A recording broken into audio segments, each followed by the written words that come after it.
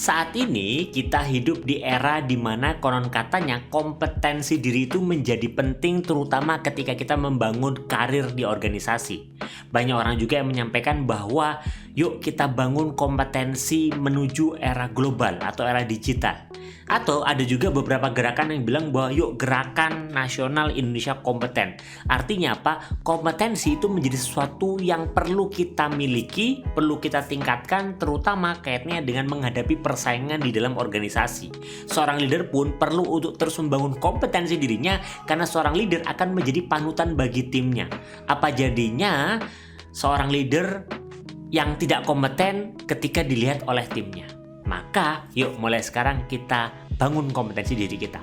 Permasalahannya adalah gimana sih caranya membangun kompetensi? Nah, itulah yang akan kita bahas di video kali ini. Yuk, jadi disimak. Kalau berbicara tentang kompetensi dan bagaimana caranya membangun kompetensi, kita perlu tahu dulu sebenarnya apa sih kompetensi itu. Kalau menurut istilah yang kemudian rekan-rekan juga bisa cari gitu ya di luar sana, kompetensi itu adalah kemampuan yang dimiliki oleh seorang individu dalam menjalankan satu tugas atau fungsi tertentu sesuai jabatan yang diembannya. Jadi seorang itu disebut kompeten bukan hanya ketika dia punya skill tertentu, tapi seseorang disebut kompeten ketika skill yang dia miliki itu sesuai dengan tugas yang dia kerjakan. Misalkan dia adalah seorang akuntan, maka kompetensi dia adalah ketika dia bisa memiliki kemampuan-kemampuan dalam mengelola, membaca, membuat laporan keuangan, serta menganalisa laporan keuangan. Ini contoh. Maka kompetensi tidak bisa berdiri sendiri, tapi dia harus merujuk pada satu pekerjaan, tugas yang diemban.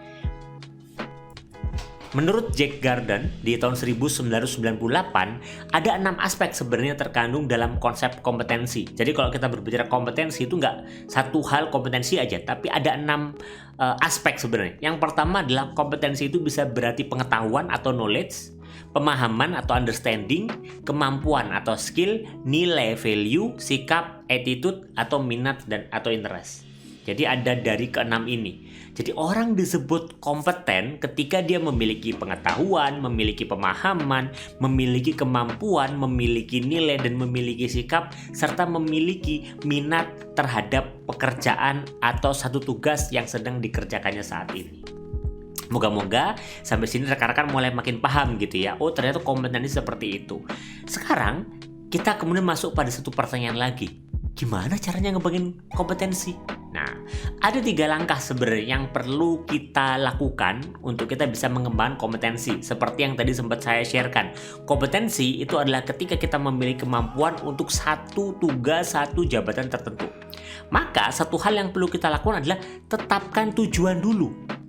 Tetapkan tujuan goals dulu. Tetapkan diri kita yang ideal di masa depan itu seperti apa.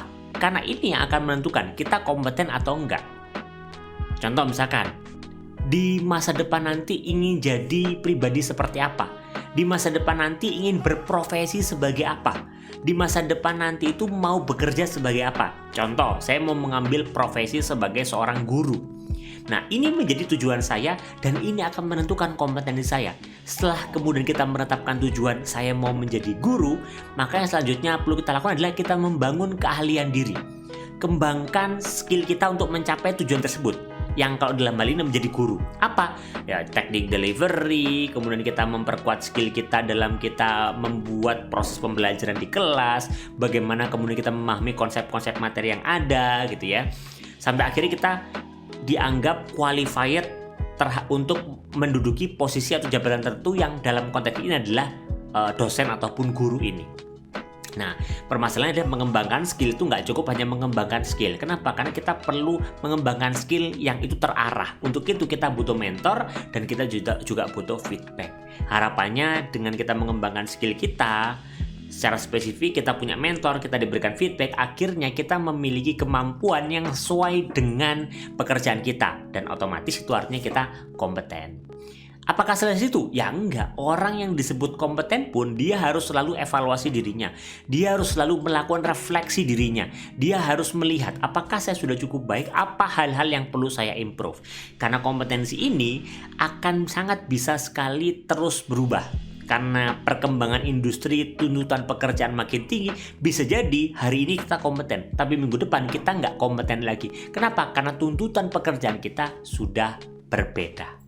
Mungkin itu yang bisa saya bagikan pada kesempatan kali ini kaitannya dengan membangun kompetensi.